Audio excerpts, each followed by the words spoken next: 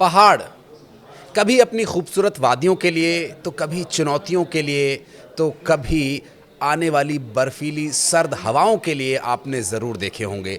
लेकिन कुछ लोगों के लिए ये पहाड़ ही ज़िंदगी होता है। ये ज़िंदगी जो उन पहाड़ों में रहने वाले लोगों की हम बात नहीं कर रहे हैं, उन लोगों की बात कर रहे हैं जो आते तो मैदान से हैं, लेकिन पहाड़ की चोटी पर चढ़ना उनका लक्ष्य होता है।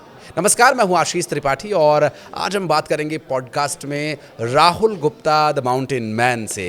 राहुल, बहुत बहुत स्वागत है। और ये द माउंटेन मैन बनने के पीछे की कहानी क्या है? माउंटेन मैन आपने नाम के पीछे लिखना क्यों शुरू करा? सर, ये नाम मुझे दिया गया है जब मैं माउंटेनरिंग में कुछ विशेष अचीवमेंट लाया था, तो रमन सिंह जी हमारे स्टेट के मुख्यमंत्री थे, तो उन्होंने ही मीडिया में कहा था कि ये हमारा माउंटेन मैन है। तब से मीडिया में ये नाम प्रचलित हो गया, लोग इसी नाम से जानना शुरू कर दिए। एक माउंटेन मैन बिहार में थे, दशरथ मांझी, उन्होंने पहाड़ तोड़ा था इसलिए उन्हें माउंटेन मैन कहा जाता था। तो आप माउंटेन्स के साथ क्या करते हैं? आपको माउंटेन मैन की उपाधि क्यों दी गई? मैं पीक टू पीक क्लाइंबिंग करता था। ये बहुत कम लोग हैं जो एक पहाड़ से दूसरे पहाड़ तक या एक रेंज में कंटिन्यू पहाड़ चढ़ने वाले, तो ये स्पेशलाइजेशन बहुत कम लोगों में होती है। तो इस वजह से एक यूनिकनेस आया और बोले कि नहीं, तुम उसी जगह पर डिपेंड करते हो, उसी जगह पर क्लाइंब करते हो और ये तुम्हारी विशेषता भी है, इस वजह से तुमको माउंटेन मैन का नाम दे रहे हैं। तो ये कैसे आपके मन में आया कि पहाड़ चढ़ना है? बहुत मुश्किल काम होता है। कई बार लोग एग्जांपल देते हैं, अरे कोई पहाड़ है क्या? वो इस तरह चुनौतियों को इस तरह से एड्रेस करते हैं कि पहाड़ है क्या, और आपने उन्हीं चुनौतियों को अपने जीवन का लक्ष्य बना लिया। देखिए, पहाड़ चढ़ने का शौक नहीं था, ना इसके बारे में कोई जानकारी था। मैं तो एक सरकारी स्कूल से पढ़कर दिल्ली में आईएएस बनने आया था। लेकिन होता है ना कभी कभी कि रिजेक्शन को ही अगर आप मोटिवेशन बना लें तो आपको वजह मिल जाती है कि करना क्या है। तो मुझे वजह मिल गई थी कि सेंट स्टीफेंस कॉलेज का हाइकिंग क्लब से जब मैं निकाला गया था, मुझे पता था कि एक दिन मेरे को अपने नाम पे एडवेंचर क्लब इस्टेब्लिश करना है और मैं उसी मोटिवेशन के साथ कि कुछ विशेष करूँगा तब तो वो मेरे नाम पे होगा। तो विशेष में यही था कि मुझे एवरेस्ट चढ़ना तो था। सेंट स्टीफन वालों ने क्यों निकाल दिया आपको? क्योंकि मैं क्यूडीवल कॉलेज का स्टूडेंट था, दो कॉलेज के बीच राइवलरी चलती ही है। और केएमसी और सेंट स्टीफन के बीच आप चक्कर लगा रहे थे, कैसे पता चला? उन लोगों को बताया आपने खुद कि मैं केएमसी से हूँ? एक्चुअली उनके यहाँ के स्टूडेंट हमारे यहाँ एनसीसी ज्वाइन करने आते हैं क्योंकि यूनिवर्सिटी एक है। हाँ। तो मुझे लगा कि जब वो आ रहे हैं तो मैं भी चले जाता उनके हाइकिंग क्लब में। अब मुझे नहीं पता था कि उनके कॉलेज के रूल रेगुलेशन अलग थे, बट जिस वे पे उन्होंने मुझे रिजेक्ट किया वो वे सही नहीं था। जैसे एग्जाम्पल के लिए outsiders not allow specially for क्यूडीवल कॉलेज बॉयज, तो सेल्फ रिस्पेक्ट पे बात आ गई थी। तो मैंने भी कहा था कि यही रिजेक्शन एक दिन दिल्ली यूनिवर्सिटी में first person who climb mount Everest बन के रहेगा और उसके नाम पे एडवेंचर क्लब खुलेगा। जिन लोगों ने रिजेक्ट किया उन्हें कोई मैसेज देना चाहेंगे? सर, मैं यही कहूँगा, थैंक यू बोलना चाहूँगा क्योंकि अगर वो उतना प्रेम नहीं दिखाते तो आज मैं इस लेवल पे नहीं पहुँचता। और समटाइम्स मुझे लगता है कि ये सब भी लाइफ का एक पार्ट है। अगर ये नहीं होता तो आज मैं छत्तीसगढ़ पे पूरे के पूरे छत्तीसगढ़ के सभी यूनिवर्सिटीज़ में एडवेंचर क्लब इस्टेब्लिश नहीं करता। यानी कि एक कॉलेज की मोटिवेशन से लेकर अब मैं पहले पायलट प्रोजेक्ट में एक स्टेट को ले रहा हूँ और सेकेंड जब पायलट प्रोजेक्ट अगर रन होगा, सक्सेसफुल रहेगा जैसे एनसीसी एनएसएस की तरह है, तो पूरे इंडिया में मैं उसको लागू करवाऊंगा कि एडवेंचर क्लब सभी कॉलेज में खुले। नहीं, आपने ये जब आपके मन में विचार आया कि आपको माउंटेनियर बनना, आपने कहा कि मेरे को रिजेक्ट हो गया, तो वो आपने ईगो पे ले लिया कि ठीक है, आपने बहुत पॉजिटिव लिया उसे। कई बार लोग रिबेल हो जाते हैं, लड़ाई झगड़ा करने लगते हैं, ठीक है, आपने बहुत पॉजिटिव लिया। लेकिन सिर्फ उतना तो काफ़ी होता नहीं है कि एक रिबेल नेचर, ठीक है, आपको एक बूस्ट करने का वो काम कर सकता है, लेकिन कहीं ना कहीं मन में कुछ ना कुछ ऐसे विचार आए होंगे जो फिर आपने इतना लंबा, क्योंकि पहाड़ चढ़ने में कई घंटे लगते हैं, एवरेस्ट की जर्नी के बारे में भी बात करेंगे, लेकिन वो एक ईगो के अलावा और क्या आपने सोचा कि ठीक है, चलिए माउंटेन क्लाइंब करके देखते हैं कि कैसे शुरू होगा? ये कैसे आपके मन में विचार आया? सर, मुझे लगा कि सबसे पहले अगर मुझे कोई बड़ा अचीवमेंट करना है तो वो माउंटेनरिंग में माउंट एवरेस्ट है।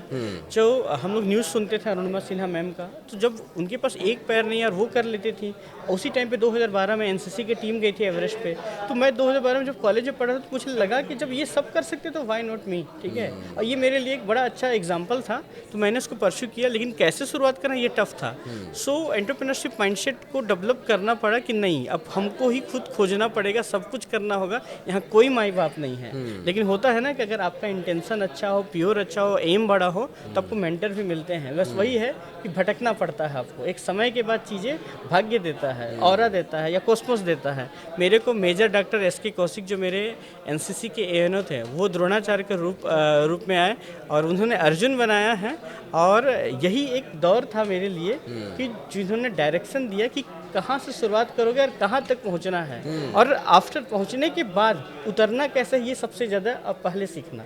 ठीक है, आप कह रहे हैं कि वो द्रोणाचार्य थे और आप अर्जुन थे। द्रोणाचार्य ने तो अर्जुन को महाभारत का युद्ध लड़वा दिया, तो आप कौन कौन से पहाड़ चढ़कर आए, शुरुआत कहाँ से हुई, फिर आपने माउंट एवरेस्ट की भी चढ़ाई करी, उसके बारे में भी पूछेंगे। अभी कौन कौन से माउंटेन्स आप क्लाइंब कर चुके हैं और आगे फ्यूचर में क्या प्रोजेक्ट्स हैं आपके? सर, अर्जुन के लाइफ में भी 14 साल का वनवास था। ये मेरे 12.5 साल हो चुके हैं वनवास की, ये अंतिम दौर पे चल रहा हूँ। और इस दौरान मैं लगभग 15 माउंटेन क्लाइंब किया हूँ 6000 मीटर के एबव, जो कि नेशनल और इंटरनेशनल दोनों मिलाकर है। और इसी दौरान मैं 7 समिट कर रहा हूँ। 7 कॉन्टिनेंट की हाईएस्ट पीक क्लाइंब करने को 7 समिट बोलते हैं। मेरे 4 कॉन्टिनेंट कवर हो गए हैं। ऑस्ट्रेलिया की हाईएस्ट चोटी हो गई है, और अफ्रीका की हाईएस्ट चोटी हो गई है, यूरोप की हो गई है, और एशिया में एवरेस्ट है। तो एवरेस्ट आल्सो द वर्ल्ड का भी है। ये 4 कॉन्टिनेंट हो गए हैं। अब नेक्स्ट की प्रिपरेशन है। तो ये मेरा पर्सनल गोल है कि 7 समिट करूँगा, साउथ पोल नॉर्थ पोल जाके एडवेंचर ग्रैंड स्लैम अचीव करना है। मतलब अपने लाइफ का जो सबसे टॉप अचीवमेंट है वो, देन उसके बाद मैं रिटायरमेंट लूँगा। ये पर्सनल गोल है सर। तो ये 7 माउंटेन्स क्लाइंब करना, ये आपका लक्ष्य है कि ये सातों के साथ जो टॉपेस्ट जो हाइट है वहाँ पर जाना है मुझे। और उसमें सबसे टफ आप बताते हैं कि एवरेस्ट पर अब तक आपको सबसे मुश्किल लगा। और हमने ऐसी कुछ वीडियोस, ऐसी कुछ रील्स भी देखे हैं कि जब आप एवरेस्ट चढ़ते हैं तो रास्ते में कुछ ऐसे नज़ारे आपको देखने मिलते हैं जो बहुत खूबसूरत होते हैं, लेकिन कई ऐसे नज़ारे होते हैं जो आपकी हिम्मत तोड़ देते हैं। मसलन कई बार लोगों की डेड बॉडीज़ वहाँ पर पड़ी होती हैं जो नहीं, आपने कुछ ऐसा देखा, ऐसा कुछ एक्सपीरियंस किया वहाँ पर? डेड बॉडी से याद आया, क्योंकि मैं जब 2018 के एवरेस्ट को जब मैं लीड कर रहा था तो मेरे टीम में 22 लोग थे। उस पूरी टीम में 3 लोग एक्सपायर कर गए थे। तो ये मेरे लिए टफेस्ट चैलेंज था। लेकिन 2018 का वो इंसिडेंट से पहले मैं 2014, 15, 16, तो माउंटेनियरिंग में ये कॉमन चीज़ है। कभी खुद की गलतियों से एक्सपायर होते हैं, कभी एक्ट ऑफ गॉड, या फिर नेचुरल क्लैमिटी होती है, कुछ भी हो सकता है। बट आपको पता होना चाहिए कि उससे निकलना कैसे है। अब जैसे मैं 2015 में जब मैं एवरेस्ट का मेरा पहली बार अटैम्प्ट था, तो नेपाल में भूकंप आया। वहाँ भी कुछ मेरे साथ मेरे फ्रेंड थे जो मेरे साथ क्लाइंबिंग में थे, बट वो दूसरी साइड से क्लाइंब करते, मैं दूसरी साइड से क्लाइंब करता, मैं बच गया, मेरी किस्मत में था। लेकिन वो एक्सपायर कर गया। आपको याद होगा गूगल के भी 2 लोग आए थे, तो ही इज़ माई फ्रेंड। सो ये एक फर्स्ट वो था कि मैंने पहली बार डेड बॉडी को मैंने देखा था और इतनी करीब से। देन 2016 में जब मैं खुद माउंट एवरेस्ट की चोटी के थोड़े से नीचे यानी 8300 मीटर के हाइट पे पहुंचा था, तो वो रेस्क्यू का मोड आ गया था कि सेल्फ रेस्क्यू करके वहाँ से वापस आया। देन फिर उस दौरान फिर पता चला कि मेरे टीम के 1-2 लोग एक्सपायर कर गए जो दूसरे कंट्री के थे। 2018 में गया, 18 में खुद एवरेस्ट को लीड कर रहा हूँ। तो फिर अब जब डेड बॉडी की ही बात आई है तो हम लोग डेड बॉडी को लैंडमार्क के रूप में इस्तेमाल करते हैं, क्योंकि वहाँ पर अब दिखता नहीं है, और लैंडमार्क के रूप में इस्तेमाल भी करते हैं। कई बार ऐसा भी हुआ है कि जाने अनजाने मैं खुद डेड बॉडी के ऊपर बैठकर अपना ऑक्सीजन सिलेंडर चेंज कर रहा हूँ, और पता चल रहा है कि वो तो डेड बॉडी के ऊपर में बर्फ़ जमा उसके ऊपर बैठा हुआ हूँ। तो कई बार रिस्पेक्ट मैनर पर भी हम क्या करते हैं कि उनको प्रणाम करते हैं कि एटलीस्ट मार्ग प्रशस्त करें, क्योंकि जानकारी के अभाव में ये होता है। ये कॉमन हो चुका है। लेकिन हाँ, डर लगता है। डर इसलिए लगता है क्योंकि वो भी हमारे जैसे इंसान थे, रिस्पेक्ट उनके लिए भी बनता है। वो नहीं कर पाए, हम करने जा रहे हैं, तो हम उनको ये रिस्पेक्ट में बोलते हैं कि अगर आपसे जो नहीं हो पाया तो हमें करने में मदद करिए। तो एक स्पिरिचुअल पावर होता है। निश्चित रूप से वो सब देखना एक बहुत ही डरावना होता है, कई बार डरा देता है। और इतनी ऊंचाई पे अगर आप ऐसा कुछ देख लें और आपको ये पता है कि वो पहाड़ चढ़ने के लिए आए थे और ऐसा ऐसा हो गया, तो अपनी खुद की भी हिम्मत कई बार टूट जाती है। एवरेस्ट की चढ़ाई मैदान से लेकर और टॉप तक जाने में कौन कौन से पड़ाव उसके हैं, और कुछ आप थोड़ा डिटेल में अगर बताएं तो। देखिए, एवरेस्ट का अगर किसी को क्लाइंबिंग करना है तो सबसे पहले तो आपको प्रोफेशनल बनना पड़ेगा। छोटे छोटे माउंटेन क्लाइंब करने को जब आप 2-3 साल एक्सपीरियंस ले लें, तब मैं बोलता हूँ लोगों को कि आप एवरेस्ट जाएँ। और एवरेस्ट के प्रिपरेशन के लिए 1 साल की टाइम चाहिए होती है, और एवरेस्ट को चढ़ने में 2 महीने लगते हैं। मतलब बेस कैंप से टॉप तक और टॉप से वापस आने में लगभग 50 से 60 दिन लगते हैं। ये प्रोसेस है हर साल एक सीज़न में एवरेस्ट की जो क्लाइंबिंग का सीज़न होता है उसी टाइम पे आप अप्रोच कर सकते हैं, तभी थोड़ा इजी रहता है। अदरवाइज़ कोई और मौसम नहीं होता है। अब बात रहा अगर किसी को एवरेस्ट जब अप्रोच करना है तो सबसे बड़ा जो हर्डल्स है फाइनेंशियल हर्डल्स है, क्योंकि एवरेस्ट पीक को क्लाइंब करने के लिए लगभग तकरीबन $50,000 के आसपास लगता है। $50,000? Yes, dollar. इंडियन रुपीज़ में लगभग कितना? इंडियन रुपीज़ में 30 लाख रुपए से लेकर 45 लाख रुपए के रेंज में अगर कहें तो। और ये तो हर इंडियन की बस की तो बात, मैं कहता हूँ हर दूसरे या चौथे या 10वें इंडियंस की भी बस की बात नहीं होगी। 30 लाख रुपए वो अपने ये एक शौक ही एक तरह से, ये तो इंडियंस के लिए, एक एवरेज इंडियन के लिए तो एक शौक है। ये पहाड़ पे चढ़ के क्या मिलेगा? हाँ, ये कहते हैं पर ऐसा बोलते हैं एक्चुअल बोलते हैं, हाँ। लेकिन ये शौक नहीं, ये प्रॉपर एक स्पोर्ट्स है। हाँ, उन लोगों के लिए क्या कहना चाहेंगे आप? मैं उनको तो यही कहूँगा कि आप भी कभी देखो, चढ़ो और स्पोर्ट्स को समझो, तब आपको समझ में आएगा। आप छोटी सी ट्रैकिंग करके देख लो, अगर आपको समझ में आता है, क्योंकि कोई शौक नहीं है, ये प्रॉपर एक स्पोर्ट्स है जो कि भारत सरकार के द्वारा मान्यता प्राप्त है। इसके भी एसोसिएशन है, इसके भी रूल्स रेगुलेशन है, ये चीज़ें चलती है। इस पर भी नेशनल अवार्ड मिलता है, अर्जुन अवार्ड के साथ साथ समकक्ष Tenzing Norgay national adventure award. तो लोग जो शौक बोलते हैं, तो पहले उनको नॉलेज होना चाहिए कि ये प्रॉपर स्पोर्ट्स है। हम इंडिया वाले थोड़े से इसमें पीछे हैं, लेकिन पूरे अराउंड द वर्ल्ड इसको एक प्रोफेशन के रूप में देखा जाता है, गाइड के रूप में, क्लाइंबर के रूप में, माउंटेनियर के रूप में। और आजकल इसकी जो अल्टरनेटिव स्पोर्ट्स हैं, स्की आ गए हैं, और आपके मतलब रॉक क्लाइंबिंग, आइस क्लाइंबिंग आ चुके हैं, तो ये उसकी सब्सिडरी स्पोर्ट्स हैं। तो राहुल जी, चूँकि यही एक एवरेज इंडियन की जो मानसिकता है वो ये है कि ठीक है, आप पढ़ें, कोई ऐसा प्रोफेशनल कोर्स करें और नौकरी करें और घर को, परिवार को संभालें। ऐसी मानसिकता में पहाड़ों पर चढ़ना, ये विचार आना, ये अपने आप में एक बहुत बड़ी क्रांति है। ये क्रांति आपके जीवन में आई और आप लोगों को सिखाते भी हैं, बताते भी हैं। तो अगर कोई ऐसे परिवार से आने वाला व्यक्ति, ऐसा बच्चा कोई सीखना चाहता है, करना चाहता है, तो उसको क्या क्या ज़रूरी काम करने चाहिए, इसके बारे में कुछ बताइए। सर, मैं तो कहूँगा कि जब आप कॉलेज में जाते हो, तो कॉलेज में जाने के बाद एक एनसीसी बहुत अच्छा प्लेटफॉर्म है, क्योंकि एनसीसी से कई चीज़ें फ्री में मिलती हैं। गवर्नमेंट ऑफ इंडिया उसमें माउंटेनियरिंग में भी भेजता है, बट जो नहीं जा पाते हैं उनके पास दूसरा ऑप्शन होता है, छोटा छोटा ट्रैकिंग करें। और आजकल तो टूरिज्म बूस्ट पे है, जैसे हम फॉरेन जाते हैं तो वहाँ के बच्चे टूर गाइड ये सब रहते हैं, और वो टूरिज्म में भी रहते हैं, क्योंकि उनको सिखाया जाता है, उनके एजुकेशन का पार्ट है। जैसे स्विट्जरलैंड के बच्चों को देख लीजिए, वो एजुकेशन का पार्ट है, हॉस्पिटलिटी मैनेजमेंट। सो अगर ये चीज़ हम कॉलेज के टाइम पे करते हैं, और कुछ लोग होते हैं जो हार्डकोर रहते हैं, तो इसकी ट्रेनिंग होते हैं, basic mountaineering course, rock climbing course, sports climbing course. तो आप डायरेक्टली तो स्विच नहीं कर सकते हैं, तो आपको स्टेप बाय स्टेप सीखना होगा। जब आप सीखोगे तो एक पैशन आ जाता है कि नहीं, मैं एवरेस्ट चढ़ूंगा, मैं इंडिया का one of the best sports climber बनूंगा, जो कि मैं स्पोर्ट्स क्लाइंबिंग में जाऊंगा और ओलंपिक में रिप्रेजेंट करूंगा। तो ये धीरे धीरे आता है। तो कॉलेज ही एक बेहतर प्लेटफॉर्म है, लेकिन हाँ, गाइडेंस की जो ज़रूरत होती है वो स्कूल लेवल से ही शुरू हो जाए, क्योंकि फिटनेस अगर नहीं होगा तो कॉलेज में जाने के बाद भी आपका बॉडी अगर वर्क नहीं करेगा, तो फिटनेस पे भी आप शुरू से रहेंगे, और किसी न किसी स्पोर्ट्स पे रहेंगे, तो एक दिन इस फील्ड में भी आना और स्विच होना आसान हो जाता है। तो इनिशियल जो है वो फिजिकल फिटनेस है कि आपको वहाँ से शुरुआत करनी पड़ेगी, और वो आपको शुरू में स्कूल टाइम पर ही आपको वो चीज़ मैनेज करनी होगी। आपने जब शुरू किया था और अब का वो कितना समय बदला? आप जब स्कूल में थे या कॉलेज में आपने इस बारे में सोचा, और आज आप जब देखते हैं तो कितना बदलाव आपको दिखाई देता है? सर, स्कूल एजुकेशन में तो सिर्फ हम लोग को इतना पता था कि खो खो, कबड्डी, ये सब से हम देखे थे। बैडमिंटन स्टार प्लेयर हम लोग साइना नेहवाल को खेलते हुए देखे हमने, उससे पहले पीवी सिंधु को तो अभी हम जानना शुरू किए हैं। बट एक चीज़ समझ में आए, स्कूल के टाइम पे हमें कोई ऐसी विशेष सुविधा नहीं मिली। जब हम कॉलेज में आए, अच्छी कॉलेज में पढ़े, तो वहाँ पर अपॉर्चुनिटी मिली, गाइडेंस मिला, सपोर्ट सिस्टम मिला, तो हम ग्रो कर पाएँ। तो मैं बोलता हूँ कि अगर एजुकेशन सिस्टम में ही क्लब कल्चर ला दिया जाए, स्पोर्ट्स क्लब का, एडवेंचर क्लब का, तो ग्रास रूट लेवल से ही नॉलेज रहेगा, जानकारी रहेगा, छोटे छोटे ट्रेनिंग, छोटे छोटे वर्कशॉप, इन सब चीज़ों का नॉलेज, उनको बेसिक अवेयरनेस रहेगा। ये ज़रूरी नहीं है कि सब उस फील्ड पे जाएं, पर ये ज़रूरी है कि उनका पर्सनालिटी, उनका एटीट्यूड, ये सब चीज़ों पे फ़र्क आएगा। जैसे कोई लड़का या कोई लड़की अगर एनसीसी ज्वाइन करता है, तो उसके पर्सनालिटी में डिसिप्लिन आ जाता है। आप उसको अलग से ही देख के बता सकते हो कि एनसीसी कैडेट है और ये कैसा होगा, ठीक है। और ये मल्टीटास्किंग भी होगा, उसके साथ साथ वो टफ भी होगा, किसी भी जगह पर वो अपने आप को सर्वाइवल करेगा। तो ये स्किल उनके लाइफ में काम आते हैं। तो मैंने जब कॉलेज में गया तो एनसीसी, फिर सर का सपोर्ट, माउंटेनियरिंग, ये सब बोनस था। तो ये अगर हम लोग स्कूल एजुकेशन से अगर बात करें, तो ये पूरा का पूरा बदलाव लाना आसान हो जाएगा। तो ये इनिशियल स्टेज पर ही आना ज़रूरी है। और चूँकि सोशल मीडिया पे कई ऐसे मोटिवेशनल स्पीकर, राहुल, आपने भी देखे होंगे, तो एक स्पीकर को मैं सुन रहा था, वो ये कहते हैं कि हर बच्चे को यूपीएससी की तैयारी करनी चाहिए, और अगर सक्सेस हो गया तो अधिकारी बन जाएगा, और अगर अनसक्सेसफुल रहा तो एक जिम्मेदार नागरिक भारत को मिलेगा। और यूपीएससी की बात छिड़िए, मैंने सुना आप भी यूपीएससी की तैयारी करने दिल्ली आए थे। देखिए, वो एक होता है ना सोसाइटी का ड्रिवन मोटिवेशन, कि नहीं, लड़का पढ़ने में तेज है, दिल्ली विश्वविद्यालय पढ़ने जा रहा हो तो आईएएस बनने का, ठीक है। आप तो स्कॉलर थे? यस, मैं कई एग्जाम में टॉपर रहा हूँ, रैंक होल्डर रहा हूँ। अरे वाह। बट मुझे लगा कौन कौन से एग्जाम दिए आपने? सर, मैं जितने भी लॉ के एंट्रेंस एग्जाम है, मैं ऑलमोस्ट सभी का टॉपर रहा हूँ, टॉप 100 रैंक के अंदर ही रहा है। अरे वाह। सभी एग्जाम में। लेकिन मुझे लगा कि मुझे अपने टैलेंट को एक्सप्लोर करना है, तो मुझे गाइडेंस मिला कि देखो यार, ऐसा है, अगर टैलेंट एक्सप्लोर करना है ना, अपने आप को जानना है ना, दिल्ली विश्वविद्यालय जा।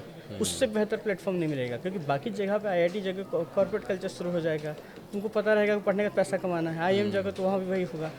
DU जाओ, JNU जाओ, पहले अपने आप को जानो, अपनी कैपेसिटी पहचानो, और बाकी वो दुनिया दिखा देंगे। ये राहुल जी का ये नया मंत्र है। ये बुद्धा का वो एक ट्री है जहाँ पर उन्हें ज्ञान की प्राप्ति हुई थी। राहुल जी ने DU और JNU को वो जगह बताया कि ये जगह आपको अपने आप को जानने के लिए बहुत महत्वपूर्ण जगह है। अब मुझे लगता है राहुल ये बात सुन करके बहुत सारे बच्चे DU में एडमिशन लेने वाले हैं। लेकिन एक बात और जो बहुत मुश्किल होता है एक डिसीज़न लेना, चूँकि आप अच्छे थे, स्कॉलर थे, और आप कि फैमिली मेम्बर्स को भी आपसे ज़रूर एक्सपेक्टेशन रही होगी कि बच्चा बहुत अच्छा है पढ़ने में, हो सकता है UPSC क्लियर करे, कल को अधिकारी बने, अच्छी लाल बत्ती वाली गाड़ी मिले, लेकिन बच्चा तो निकल गया पहाड़ चढ़ने के लिए, तो घर वालों की उम्मीदें तो टूट गई ना। नहीं, एक्चुअली क्या है, अल्टीमेट गोल ये होता है कि हमारा बच्चा सेफ साइड ले, कंफर्ट जोन में रहे और सेटल्ड हो जाए। अब सबसे आसान तरीका क्या है, तो वो है कि अधिकारी बन जाए। अगर अधिकारी नहीं हो तो कर्मचारी बन जाए, मतलब 22-23 साल में सेटल्ड हो जाए, अपने पैरों पे खड़ा हो जाए। अगर मैं सभी पेरेंट्स को, बच्चों को कहता हूँ कि अगर 22-23 साल में अगर तुम 50,000 रुपये महीना कमाते हो ना, तो तुम मच बेटर स्थिति पे हो रादर देन को सरकारी बाबू बनने से अच्छा। सेकेंड थिंग, UPSC की पढ़ाई एक जनरल स्टडीज़ की पढ़ाई है कि आप पूरी दुनिया को जान पाते हो। मैंने दिल्ली विश्वविद्यालय में आने का एक चीज़ सीखा कि ज़रूरी नहीं है कि आप वो पढ़ें तो ही हो पाएगा। मैं DU आया तो पूरे एक्सपोजर मिला, UPSC बोनस था, सिविल की तैयारी कर रहे थे, लेकिन ये नहीं पता था कि हम फील्ड चेंज करेंगे, चीज़ें बदलेंगी। वो तो समय जहाँ डिसाइड लिखा रहता है, नियति वहाँ ले जाता है। बट जो सीखा मैंने, ठीक है, वहाँ से अपने आप को एक मतलब नॉलेजेबल पर्सन बना पाया। और ज्ञान एक ऐसी चीज़ है जो सब जगह अप्लाई होती है। जब आप मुसीबत में फंसोगे, जैसे कोविड का एक समय था, कोविड में सबको जब गेम खेल रहे थे, तो मैं बोला यही एक टाइम है जब अगर भारत को विकसित भारत बनाना है ना, तो मुझे भी विकसित करना होगा ज्ञान से अपने आप को। और उसके बाद जब DU से निकलने के बाद नेक्स्ट एजुकेशन कहाँ से करें, तो मैं स्पोर्ट्स को फील्ड को एक्सप्लोर कर रहा था।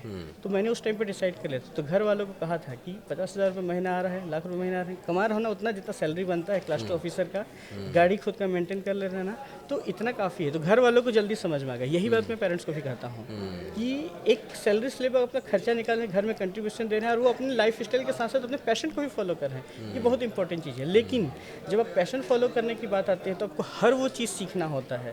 शायद ये UPSC नहीं सिखाता, वो सिर्फ किताबी ज्ञान सिखाता है। अगर आप दुनिया में घूमोगे नहीं, फिरोगे नहीं, जानोगे नहीं, समझोगे नहीं, कहीं काम नहीं करोगे, कहीं इंटर्नशिप नहीं करोगे, किसी जगह पर आप खुद सामान उठाओगे नहीं, ठीक है, तो आपको कैसे पता चलेगा कि कुली का दर्द क्या होता है। लेकिन जब आपको राजा बनना रहता है ना, तो इस प्रोसेस से आपको जाना पड़ता है। तो मैं यही कहूँगा, सीखिए, घूमिए और सीखिए, दुनिया ज़्यादा अच्छे से सिखाएगी। सैर कर दुनिया की गाफिल, तो वो वाला शेर भी आप पे सटीक बैठता है। और एक बात और जो आपने बहुत महत्वपूर्ण कही, क्योंकि एक स्पोर्ट्समैन की ये विचार है, और जो स्कॉलर छात्र होते हैं, जैसा कि आप बता रहे कि आप भी हैं, तो उनकी ज़्यादातर स्टडीज़ की तरफ फोकस होता है। लेकिन ये रियल लाइफ एक्सपीरियंस करने की बात Rahul Gupta the mountain man कह रहे हैं। और मुझे लगता है कि घर से निकलना बहुत ज़रूरी है, कहीं पहुँचने के लिए कहीं से निकलना बहुत ज़रूरी है, जो कि राहुल ने फॉलो किया। और राहुल, मुझे जो मैं अपना एक्सपीरियंस बताता हूँ, आपके पेरेंट्स या हमारे सबके पेरेंट्स आपके पैशन के अगेंस्ट नहीं है, बस वो आपको दुखी नहीं देखना चाहते, वो गरीब नहीं देखना चाहते। ये पैशन फॉलो करने के चक्कर में आप अपने लाइफ के, अपने करियर को दांव पर ना लगाएं। आप कितना इत्तेफाक रखते हैं इस बात से? मैं इस बात को मानता हूँ, क्योंकि एक समय ऐसा भी आया कि मुझे भी लगा कि अगर मैं दूसरी चीज़ों को जल्दी जल्दी नहीं सीखूंगा, अपने सर्वाइवल स्किल पे काम नहीं करूंगा, अगर मैं झुकने नहीं सीखूंगा, काम करने नहीं सीखूंगा, तो एक समय के बाद ये माउंटेनियरिंग मुझे बर्बाद कर देगा। क्योंकि हर वो चीज़, जितने बड़े क्रिकेटर, इवन आज विनोद कांबली सर को देखिए, अगर समय के साथ अगर डिसिप्लिन को फॉलो नहीं करेंगे, वक्त के साथ आप बदलेंगे नहीं। जैसे one of the best example मैं महेंद्र सिंह धोनी को मानता हूँ। उनका क्रिकेट करियर खत्म हुआ, अब वो अपनी लाइफ, अपने एंटरप्रेन्योरशिप जर्नी और अपनी बाकी कॉर्पोरेट जर्नी पे काम कर रहे हैं। अब वो अपने लाइफ को बहुत अच्छे से एंजॉय कर, तो उन्होंने उस चीज़ को सीखा, समझा। अब हर एक चीज़ का एक समय होता है छोड़ने का। कर लिए ना, अचीव हो गया ना, अब उसको दिमाग से छोड़ो भाई, अब आगे बढ़ो। जैसे सचिन सर भी, क्रिकेट उनके यहाँ से नहीं निकलता है, क्योंकि वो सचिन सर हैं। लेकिन धोनी एक समय के बाद देश को जितना देना था दिए, अब क्रिकेट हो गया भाई, अब मेरे को टाइम आ गया है जाने का। तो मैं भी यही बोलता हूँ कि अगर आपको ये समझ में आ जाए कि कब किसे छोड़ना है, कब किसे पकड़ना है, समय आपको बता देगा। और ये अगर आप डिसीजन लेने में अगर सक्षम हैं, और इसके साथ साथ आप विद्या पे काम करते हैं, लर्निंग एटीट्यूड रखिए, तो आप कभी भी सर्वाइवल ऑफ द फिटेस्ट वाली कंडीशन पे नहीं आएंगे। ये मेरा मानना है। और सभी बच्चों को कि एंटरप्रेन्योरशिप माइंडसेट डेवलप करना ही होगा, तो वो कहीं भी पहुंचेगा। अगर वो बहुत अच्छा सिविल सर्वेंट भी रहेगा ना, तो उसको पता रहेगा कि कम कॉस्ट पे एक जिला कैसे चला सकते हैं, और प्रशासनिक सेवा पे कैसे रहें, और वहाँ के युवाओं को कैसे प्रमोट करें। क्योंकि सरकारी बाबू अगर सिर्फ नोटशीट ही चलाएंगे तो इस देश का भविष्य विकसित भारत की तरह तो नहीं होगा। तो आपको पैसा भी कमाना है, आपको अपनी मेंटल हेल्थ, अपनी फिजिकल हेल्थ पर भी काम करना है। बस थोड़ी लापरवाही, थोड़ा जो केयरलेसनेस है उसे छोड़िए, थोड़ा रिबेलनेस लाइए, जैसा राहुल लेकर आए। लेकिन उन्होंने उस रिबेलनेस को पॉजिटिव तरीके से अप्रोच किया और अब वो इस मकाम पर पहुँचे हैं। राहुल, थोड़ा जल्दी से बताइएगा कि आगे आपके क्या प्रोजेक्ट्स हैं, कौन कौन से पहाड़ों आप चढ़ने वाले हैं, उनके नाम बताइएगा, और उसके लिए क्या प्रोसेस रहता है और क्या तरीके अपना रहे हैं, और कितना आपको मदद मिल रही है सरकार से, और कितना और इंस्टीट्यूट्स, कौन कौन सी एनजीओज आपको मदद कर रही हैं, या क्या तरीका है वहाँ तक पहुँचने का? सर, मैं आपको इसको 2 सेगमेंट में करता हूँ, एक पर्सनल लाइफ, एक प्रोफेशनल लाइफ। पर्सनल लाइफ जो 10 साल पहले जो डिसाइडेड था कि मैं 7 सबमिट करूंगा, तो 4 सबमिट हो चुके, 3 बचे हैं, और नॉर्थ पोल साउथ पोल बचे हैं। तो जब तक वो कंप्लीट नहीं होगा तब तक रिटायरमेंट नहीं होगा। सेकेंड थिंग, अब मैं प्रोफेशनल लाइफ में आता हूँ कि जिस एडवेंचर क्लब से मुझे निकाला गया था, वो एडवेंचर क्लब किरोड़ीमल कॉलेज में बन चुका है। ये एक मेरे लिए one of the best motivation है। क्या बात है। सेकेंड थिंग कि अगर मैं इंडिया को कुछ देना चाहता हूँ तो एडवेंचर स्पोर्ट्स और एडवेंचर टूरिज्म के कल्चर को पूरी तरीके से जनरेट कर दूँ, और यहाँ पर एक नया इकोसिस्टम डेवलप कर दूँ पूरे इंटायर इंडिया में, कि सभी यूनिवर्सिटी में एडवेंचर क्लब इस्टेब्लिश हो, और एक पूरा इंडस्ट्री के साथ साथ स्पोर्ट्स भी प्रोफेशनली डेवलप हो, जस्ट लाइक फॉरेन कल्चर होता है। तो मैं उस पर एक वर्क कर रहा हूँ। ये मेरे प्रोफेशनल अचीवमेंट्स हैं, और इसको टारगेट कर रहा हूँ कि अगर ये होते हैं तो मैं समझूंगा कि मेरे 12 साल का, सॉरी अभी तो 14 हो जाएगा, ऑलमोस्ट 14 साल का मेरा वनवास कट जाएगा, और जिस वजह से मैं बना था वो वजह पूरा हो जाएगा। तो ये मेरा एक टारगेट है। गवर्नमेंट के लेवल पे आप क्या चाहते हैं कि क्या इनिशिएट सरकार को और करना चाहिए इसके लिए? देखिए, सरकार के साथ सबसे बड़ी प्रॉब्लम ये है कि वो जो बोलते हैं वो करते हैं, वो एक अधिकारी के हैसियत से करते हैं, राजनीतिक के हैसियत से करते हैं। प्रोफेशनल्स को इन्वॉल्व करें, साथ में एक टेबल पे बैठाएं। अपनी जब कमेटी होती है तो कोई भी, जैसे स्पोर्ट्स की कोई पॉलिसी बनाने को तो एक जज को बैठा देते हैं। जज का रोल कहीं नहीं है, ठीक है, वो न्याय करने के लिए बैठे हुए हैं। किसी IAS ऑफिसर बना दे, स्पोर्ट्स पॉलिसी बनाइए, तो वो सभी स्टेट के स्पोर्ट्स पॉलिसी को कॉपी करके बनाना शुरू कर देते हैं स्पोर्ट्स अधिकारियों के साथ। तो मेरा कहना है कि अब प्रोफेशनल्स को इन्वॉल्व करिए हर फील्ड में। आजकल जो मोदी जी, अभी हम देख रहे हैं राज्यवर्धन सिंह राठौर स्पोर्ट्स के एरिया में आए, वो भी स्पोर्ट्समैन है, शूटिंग में रहते हैं। अब इनिशिएट्स होने लगे हैं, इनिशिएट हो रहे हैं, और ये बड़ी अच्छी चीज़ है कि इसको इनिशिएट मोदी जी ने किया है। हर राज्य में भी धीरे धीरे, क्योंकि ग्रास रूट लेवल पे लाने में 1 दशक तो लगेगा, कि जब जिला लेवल पे, ब्लॉक लेवल पे प्रोफेशनल्स आएंगे ना, हर फील्ड में, हर स्पोर्ट्स ही नहीं, हर फील्ड में, तब चेंजेस आएंगे, और यही होगा जो बदलाव लाएगा। तो मेरा कहना है प्रोफेशनल्स इन्वॉल्व करिए, और उनके साथ सामंजस्य बैठा के करिए, तो देश हर दिशा में बढ़ेगा। चलिए, आपके आगे आने वाले प्रोजेक्ट्स के लिए बहुत बहुत शुभकामनाएं आपको। और एक माउंटेनियर होने के नाते चुनौतियों से जूझना आपके जहन में है, और ये आपका एक पैशन बन चुका है। ये पैशन आगे चलता रहे, हम इस बात के लिए आपको बहुत ऑल द बेस्ट बोलते हैं। लेकिन वो बच्चे जो माउंटेनियर करना चाहते हैं, या एडवेंचरस लाइफ उनको पसंद है, उनके लिए सबसे पहला जो सूत्र वाक्य आप क्या देना चाहेंगे कि आप अभी फ़िलहाल ट्रेनिंग छोड़िए, ये छोड़िए, आप किस ओर जाएं, कहाँ से शुरुआत करें? क्योंकि बहुत ज़्यादा गाइडेंस मुझे उम्मीद है कि आपको भी नहीं मिली होगी जब आपने इस तरफ कोशिश की। तो वो कहाँ जाएं, किससे मिलें, या आपसे कैसे जुड़ें? देखिए, सब कुछ आजकल गूगल में अवेलेबल है। बस अपने विवेक का इस्तेमाल करिए कि गूगल भी सब जानकारी सही नहीं देता है। बहुत कंसाइज जानकारी लीजिए, उस पर वर्कआउट करिए, फ्रेमवर्क तैयार करिए। लेकिन एक मैं बहुत अच्छी चीज़ कहूँगा, जो मैं अपने लाइफ में इस 12-15 साल में जो सीखा हूँ, वो यही है कि अपने लिमिट्स को टेस्ट करते और क्रॉस करते रहें। इसीलिए मैं युवाओं को बोलता भी हूँ, keep testing your limit to discover yourself. अगर ये आपके पास एटीट्यूड रहेगा तब कुछ भी कर लोगे। तो छत्तीसगढ़ के राहुल गुप्ता, जो इन दिनों दिल्ली और रायपुर में रहते हैं और पूरी दुनिया घूमते हैं और पहाड़ों की चुनौतियों को स्वीकार करते हैं और अंगीकार करते हैं, और उनको बहुत बहुत शुभकामनाएं। उनके आगे आने वाले प्रोजेक्ट्स के लिए वो 7 समिट्स करने वाले हैं, और उम्मीद करते हैं कि इससे आप भी कुछ प्रेरणा लेंगे। बहुत बहुत शुक्रिया राहुल, आप हमारे साथ जुड़े, इस विषय पर बातचीत की आपने। और चूँकि माउंटेन मैन होने के नाते बड़ी चुनौतियों को जूझना या उनसे लड़ना, ये आपके व्यक्तिगत रूप से आपके व्यक्तित्व में आ चुका है, और हमारे जो पॉडकास्ट व्यूअर हैं वो भी इस एटीट्यूड को अपनाएं और इससे लाभ लें, हम ये उम्मीद करते हैं। बहुत बहुत धन्यवाद आप।